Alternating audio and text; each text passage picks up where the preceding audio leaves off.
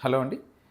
Pregnant లేడీస్‌లో platelet సమస్యలు ఎలా ఉంటాయి? ఇది కామన్‌గా చాలా రకాల ప్రెగ్నెంట్ లేడీస్‌లో గైనకాలజిస్ట్‌లు ఎక్కువగా దీన్ని ఫేస్ చేస్తూ ఉంటారనమాట. ఎప్పుడైనా ప్లేట్‌లెట్స్ తగ్గితే వాళ్ళకి ప్రాబ్లమ్ ఏంటంటే ప్రెగ్నెన్సీ కంటిన్యూ చేయడంలో ప్రాబ్లమ్స్ ఉంటాయి.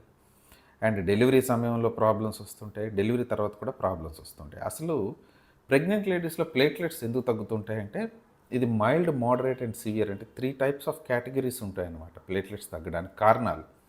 మైల్డ్ అంటే చిన్న చిన్న కారణాలు. అంటే జెస్టేషనల్ థ్రాంబోసైటోపీనియా అంటారు.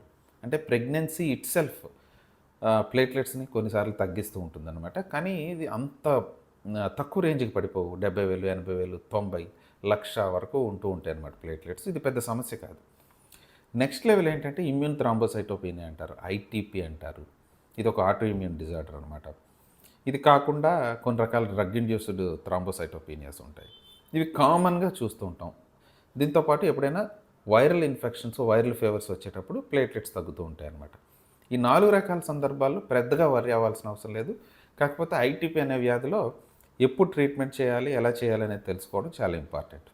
ఇవి కాకుండా కొన్ని రకాల సీరియస్ కండిషన్స్ ఉంటాయి ప్లేట్లెట్స్ తగ్గడానికి ప్రెగ్నెంట్ లేడీస్‌లో. వాటినే మైక్రో యాంజియోపాథిక్ హీమోలైటిక్ ఎనీమియాస్ అంటారు. వీటిలో టీటీపీ అంటే థ్రాంబోటిక్ థ్రాంబోసైటోపెనిక్ పర్పర్ అంటారు. హెల్ప్ సిండ్రోమ్ అంటాము. ప్రియాక్లాంప్షియా అంటాము. సో, ఇలాంటి కండిషన్స్ వచ్చేటప్పుడు లోపల ఉన్న బేబీకి అండ్ మదర్‌కి కూడా లైఫ్ థ్రెటనింగ్ కాంప్లికేషన్స్ వచ్చే అవకాశం ఉంటుందనమాట. పెద్ద పెద్ద బ్లీడింగ్స్ అవ్వడం గానీ, కొంతమంది క్లాట్ అవ్వడం కూడా జరుగుతూ ఉంటుంది. కిడ్నీస్ పాడవుతూ ఉంటాయి. సో, ఇలాంటి కండిషన్స్ ఈ 3 రకాల ప్రాబ్లమ్స్‌లో వచ్చే అవకాశం ఉంటుంది. ఇవి కాకుండా ప్లేట్లెట్స్, బ్లడ్ క్యాన్సర్స్ ఎప్పుడైనా ప్రెగ్నెంట్ లేడీస్‌లో వస్తే ప్లేట్లెట్స్ తగ్గొచ్చనమాట.